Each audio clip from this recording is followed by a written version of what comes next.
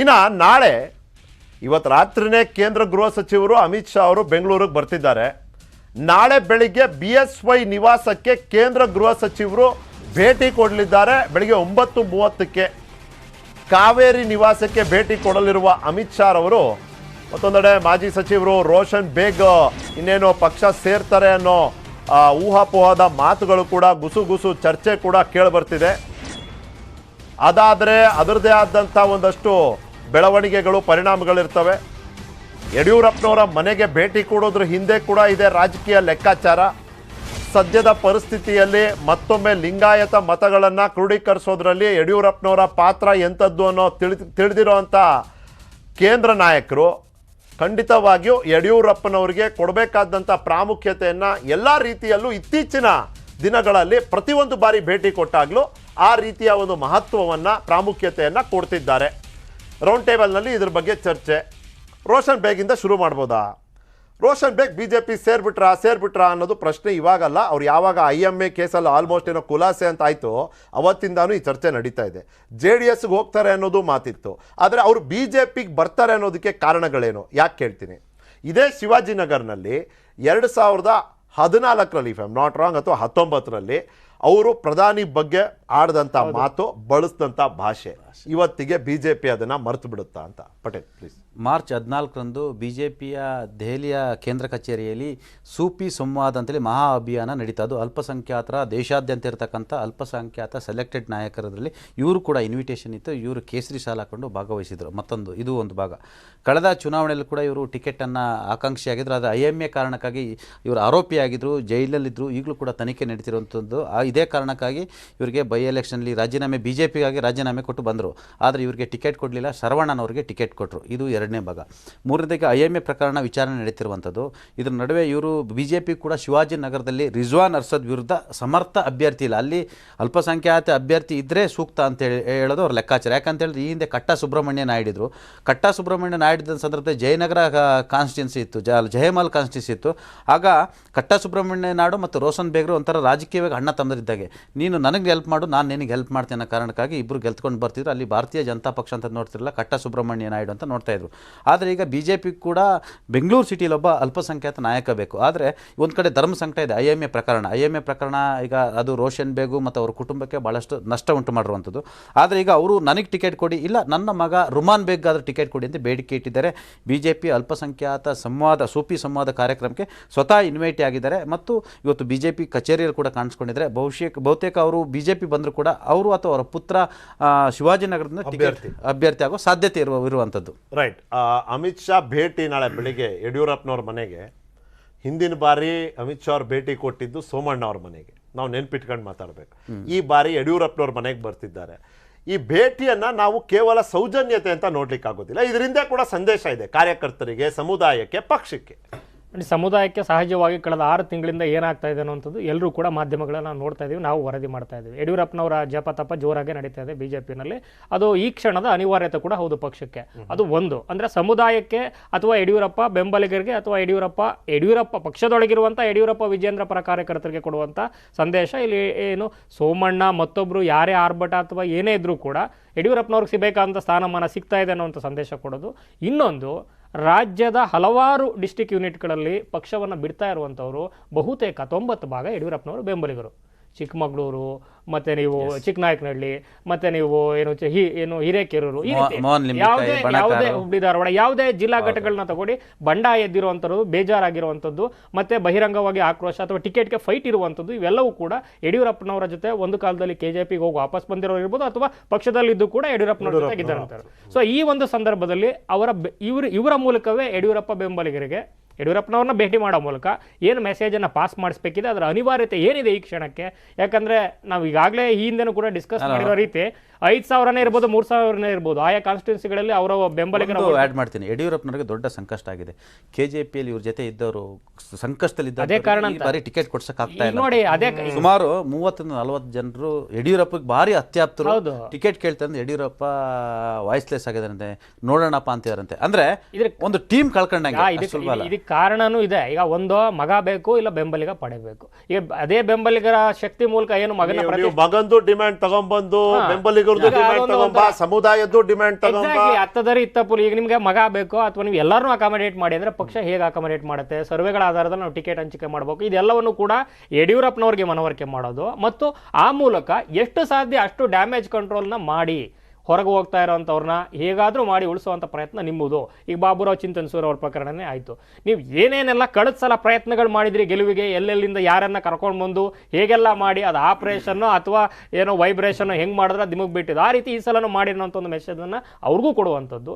ಜೊತೆಗೆ ಪ್ರಮುಖವಾಗಿ ಹಳೆ ಮೈಸೂರಲ್ಲಿ ಈಗ ಸೋಮಣ್ಣ ಪ್ರಕರಣ ಏನು ದೊಡ್ಡದಾಗಿ ಚರ್ಚೆ ಆಗ್ತಾ ಇದೆ, ಸೋಮಣ್ಣ ಅವರು ಕೊಟ್ಟಿದ್ದಾರೆ ಎನ್ನಲ್ಲ ಅದು ದೂರುಗಳೇನಿದೆ, ಅಸಮಾಧಾನಗಳೇನಿದೆ, ಅದಕ್ಕೆ ಯಡಿಯೂರಪ್ಪನವರ ಬಳಿ ಇರುವಂಥ ಕಾರಣಗಳು, ಆ ಸಕಾರಣಗಳು ಅಥವಾ ಬೇಜಾರಿಗಿರುವಂತ ಕಾರಣಗಳು ಅಥವಾ ಸರಿ ಹೋಗಲು ಮಾಡಬೇಕಾಗಿರುವಂತ ಅನಿವಾರ್ಯತೆಗಳು ಅದೆಲ್ಲವನ್ನೂ ಕೂಡ ಚರ್ಚೆ ಮಾಡಿ ನಾಳೆ ಬಹುಶಃ ಅವರ ಪುತ್ರ ವಿಜೇಂದ್ರ ಎಲ್ಲಿ ಕಣಕ್ಕಿಳಿಯೋದು ಅನ್ನೋದ್ ಬಗ್ಗೆ ಚರ್ಚೆ ಆಗೋದು. ಯಾಕಂತ ಹೇಳಿದ್ರೆ ಸಿದ್ದರಾಮಯ್ಯನವ್ರನ್ನ ಅವ್ರು ಕಟ್ಟಿ ಹಾಕ್ಬೇಕಾಗಿದೆ. ಸಿದ್ದರಾಮಯ್ಯನವರೇ ಮಾಸ್ ಲೀಡರ್ ಅಂತ ಅವ್ರಿಗೆ ಗೊತ್ತಾಗಿದೆ.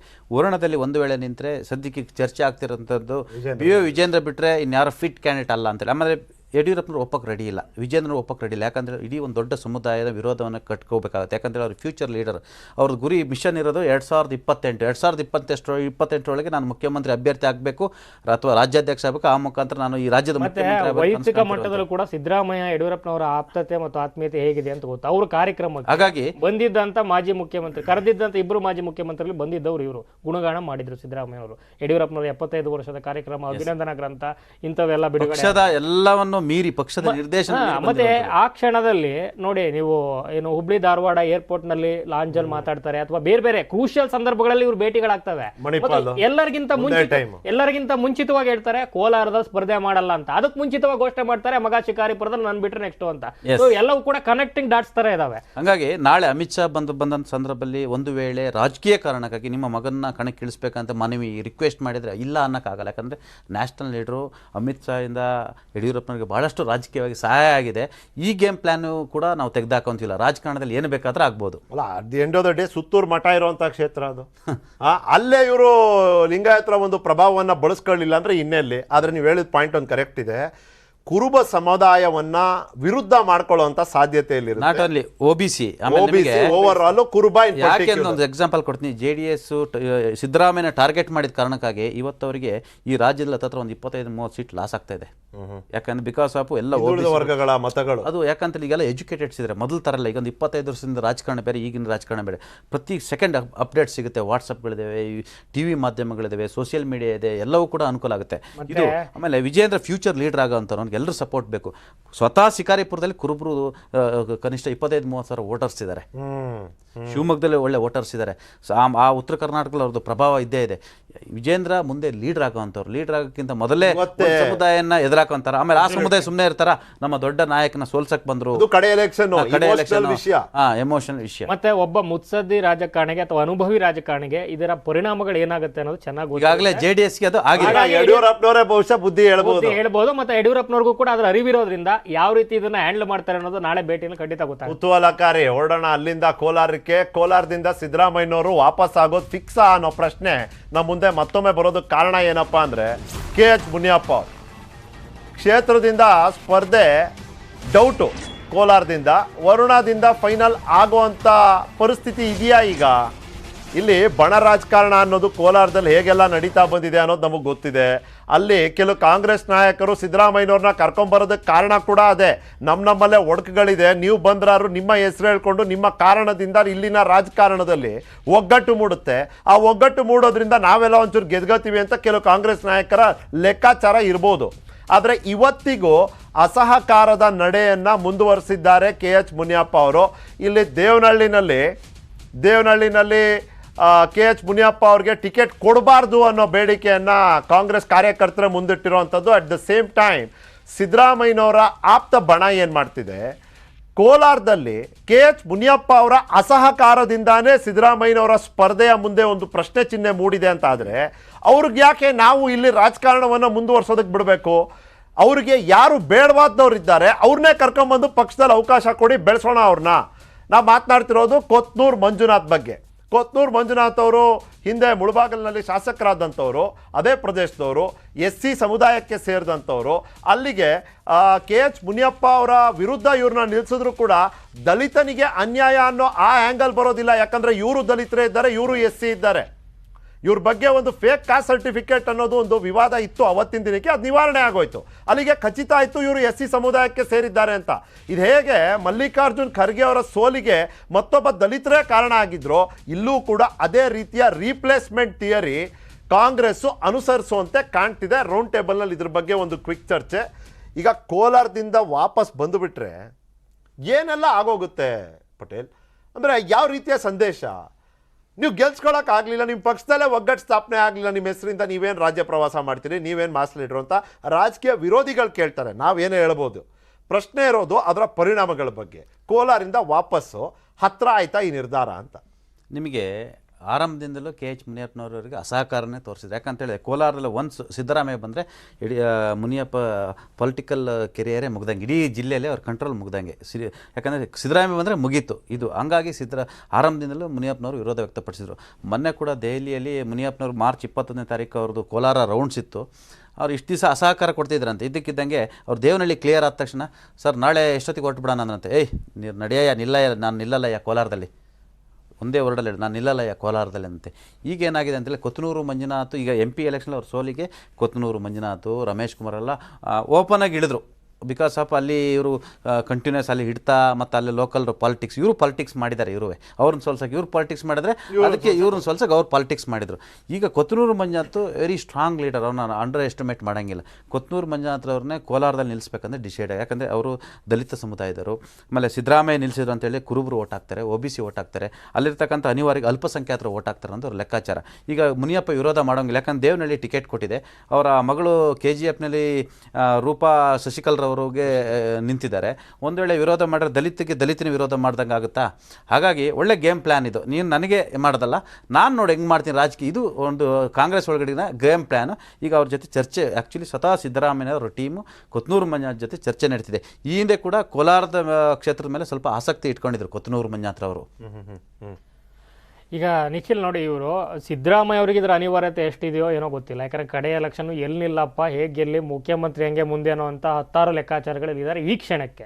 ಆಯ್ತಾ, ಏನೇ ಸೇಡ್ ಇರ್ಬೋದು, ಏನೇ ಇರ್ಬೋದು. ಆದರೆ ಇಲ್ಲಿ ಟೀಮಿಗಂತೂ ತುಂಬ ರೊಚ್ಚಿಗೆದ್ದಿದೆ ಅನ್ನೋದು ಸ್ಪಷ್ಟವಾಗಿ ಕಾಣಿಸ್ತದೆ. ಒಂದು ದೇವನಹಳ್ಳಿಲೂ ಕೂಡ ಏನು ಈಗ ಆಕ್ಷೇಪ ಎದ್ದಿರೋದು. ಅಟ್ ದ ಸೇಮ್ ಟೈಮ್ ಕೋಲಾರದಲ್ಲಿ ಈ ರೀತಿ ಯಾರ ವಿರುದ್ಧ ಇವರು ಸೇರ್ಪಡೆ ದಿನನೇ ಬೇಜಾರು ಮಾಡ್ಕೊಂಡು ಮಾಡಿ ಒಂದು ಆ್ಯಡ್ ಮಾಡಿ. ದೇವನಹಳ್ಳಿ 5 ವರ್ಷ ಪರಮೇಶ್ವರ್ ಶಿಷ್ಯ AC ಮಂಜುನಾಥ್ ಮಾದೇವಪುರ ನಿಂತಿರಲ್ಲ, 5 ವರ್ಷದಿಂದ ಅವ್ರು ಕೆಲಸ ಮಾಡ್ಕೊಂಡು ಬಂದಿದ್ದಾರೆ. ನಾನೇ ಅಭ್ಯರ್ಥಿ ಅಂತೇಳಿ ಕೆಲಸ ಮಾಡಿದ್ದಾರೆ. ಈಗ KH ಮುನಿಯಪ್ಪ ಅಲ್ಲಿರ್ತಕ್ಕಂಥ ದಲಿತ ಓಟ್ಗಳು ಬೇರೆ ಬೇರೆ ಬೆಂಗಳೂರು ಗ್ರಾಮಾಂತರ ಕಾರಣಕ್ಕೆ ಟಿಕೆಟ್ ಕೊಟ್ಟಿದ್ದು ಕ್ಲಿಯರ್ ಮಾಡ್ಕೊಂಡು ಬಂದಿದ್ದಾರೆ. ಒಂದು ಕಡೆ ಪರಮೇಶ್ವರ್ಗೂ ಬೇಸರ ಇದೆ, ನನ್ನ ಶಿಷ್ಯಂಗೆ ಟಿಕೆಟ್ ತಪ್ಪಲ್ಲ ಅಂತೇಳಿ. ಮತ್ತೊಂದು ಕಡೆ ಈಗ ನಿಮ್ಗೆ ಅಲ್ಲಿ ಇದೇ ಕಾರಣಕ್ಕಾಗಿ ಸ್ಥಳೀಯ ಕಾಂಗ್ರೆಸ್ಸಿಗರು ರಾಜೀನಾಮೆ ಕೊಟ್ಟಿದ್ದಾರೆ. KH ಮುನಿಯಪ್ಪನವ್ರಿಗೂ ದೇವನಹಳ್ಳಿ ಅನ್ನೋ ಸುಲಭದ ಹಾದಿ ಅಲ್ಲ. ಈಗ ಈಗಾಗಲೇ ಕಾಣ್ತಿದೆಯಲ್ಲ, ಕಾರ್ಯಕರ್ತರೆ ಕೊಡಬೇಡಿ ಟಿಕೆಟ್ ಅಂತ ಹೇಳ್ತಿದಾರಲ್ಲ ಅಲ್ಲಿ.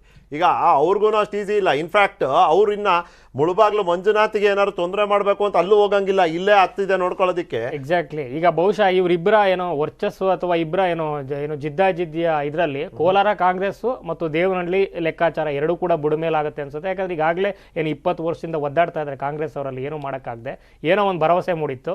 ಆ ಭರವಸೆನ ಎನ್ಕ್ಯಾಶ್ ಮಾಡ್ಕೊಳ್ಳೋಂಥ ಪ್ರಯತ್ನವನ್ನ ಈ ಕ್ಷಣಕ್ಕೆ ಸೇಡನ್ನ ಸೋಲನ್ನ ಮರ್ತಿದ್ದಿದ್ರೆ ಆಗ್ತಿತ್ತೇನೋ. ಆದರೆ ಯಾರಿಗೂ ಕೂಡ ಏನು ಇಟ್ಸ್ ಇಂಡಿವಿಜುವಲ್ ಟೆಂಡೆನ್ಸಿ ಆಗಿರೋದ್ರಿಂದ ಪೊಲಿಟಿಕಲಲ್ಲಿ ಅದು ಸುಲಭವಾಗಿ ಬಿಡೋಕ್ಕಾಗಲ್ಲ. ದೊಡ್ಡ ಸೋಲು ಮತ್ತು ಅಷ್ಟು ವರ್ಷ ಪ್ರತಿನಿಧಿಸಿದಂಥ ಏನು ಭದ್ರಕೋಟೆ ಅಂತ ಕರೆಸ್ಕೊಂಡಿದ್ದಂಥ ಕ್ಷೇತ್ರದಲ್ಲಿ ಹೊಸ ಏನು ಬಹಿರಂಗವಾಗಿ ಸ್ಟೇಟ್ಮೆಂಟ್ಗಳನ್ನು ಕೊಟ್ಟು ರಣತಂತ್ರಗಳನ್ನು ಮಾಡಿ ಸೋಲಿಸ್ತವ್ರನ್ನ ವಾಪಸ್ ಪಕ್ಷಕ್ಕೆ ಕರ್ಕೊಂಡ್ಬಂದಾಗ ಸಹಜವಾಗಿ ಪಕ್ಕದಲ್ಲಿ ಕೂರಿ ಅಂದರೆ ಇರುಸುಮುರು ಆಗುತ್ತೆ, ಕಿರಿಕಿರಿ ಆಗುತ್ತೆ. ಅದನ್ನು ರಿಫ್ಲೆಕ್ಟ್ ಮಾಡ್ತಾ ಹೋದ್ರು ಮತ್ತು ಜಾಸ್ತಿ ನನ್ನ ಪ್ರಾತಿನಿಧ್ಯ, ನನ್ನ ಆದ್ಯತೆಯನ್ನು ನೀವು ಮನಗಾಣಬೇಕು ಮತ್ತು ಅದನ್ನು ಕೂಡ ಏನು ಎಕ್ಸ್ಪ್ರೆಸ್ ಮಾಡಬೇಕು ಅಂತ ನಿರೀಕ್ಷೆ ಮಾಡಿದ್ರು ಅಂತ ಮುನಿಯಪ್ಪನವರು ಪ್ರತಿ ಕಾರ್ಯಕ್ರಮಗಳಲ್ಲೂ. ನನ್ನನ್ನು ಕರೆದ್ರ, ನನ್ನ ಕೇಳಿ ಮಾಡಿದ್ರ, ಇಂಥ ಮೆಸೇಜ್ಗಳನ್ನೇ ಕೊಡ್ತಾ ಬಂದ್ರು. ಸೊ ಆ ಒಂದು ಇಗೋನೇ ದೊಡ್ಡದಾದ್ರೆ ಆ ಇಗೋಗೆ ನಮ್ಮ ಹತ್ರ ಮತ್ತೊಂದು ಅಸ್ತ್ರ ಇದೆ ಅನ್ನೋದನ್ನ ಮತ್ತೆ ಎಗೇನ್ 2ನೇ ಸಲ ಪ್ರಯೋಗ ಮಾಡ್ಲಿಕ್ಕೆ ರಮೇಶ್ ಕುಮಾರ್ ಟೀಮು ಏನು ವೇದಿಕೆನ ಸಖತ್ತಾಗಿ ಸಜ್ಜು ಮಾಡಿಸ್ತಾರೆ. ರೈಟ್. ಅಲ್ಲ ಈಗ ಅಧಿಕೃತವಾಗಿ ಅದು ಯಾವಾಗ ಘೋಷಣೆ ಆಗುತ್ತೆ ಅನ್ನೋದಷ್ಟೇ ಬಾಕಿ ಇರೋದು. ಈಗೇನೋ ಪಟ್ಟಿನೂ ಬಂದ್ಬಿಡುತ್ತಂತೆ ಕಾಂಗ್ರೆಸ್ದ್ದು. ಆ ಮೊದಲನೇ ಪಟ್ಟಿನಲ್ಲಿ ಸಿದ್ದರಾಮಯ್ಯನವರ ಕ್ಷೇತ್ರ ಕೂಡ ಉಲ್ಲೇಖ ಆಗಿರುತ್ತಾ ಅನ್ನೋದು ಕಾದ್ ನೋಡ್ಬೇಕಿದೆ. ಅಲ್ಲಿಂದ ಹಾಸನ